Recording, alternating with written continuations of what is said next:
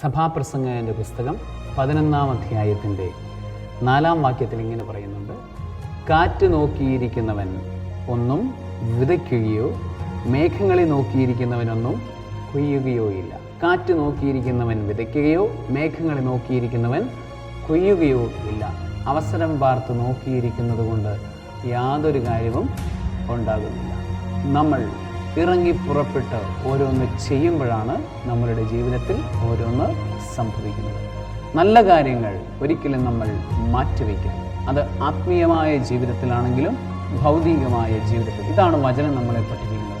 എന്തെങ്കിലും ഒരു നല്ല കാര്യം ചെയ്യാൻ നീ ആഗ്രഹിക്കുന്നുണ്ടോ? അതിനുവേണ്ടി നീ ഇറങ്ങി പുറപ്പെടുക. അത് ചെയ്യാനായി ഒരുക്കത്തോടുകൂടെ, നല്ല ഒരുക്കത്തോടുകൂടെ നീ അത് ചെയ്യാനായിട്ട് ഇറങ്ങുക. നീ ഒരു പ്രാർത്ഥനാ ജീവിതത്തിന് തുടക്കമിടാൻ നീ ഇപ്പോൾ ആഗ്രഹിക്കുന്നുണ്ടോ?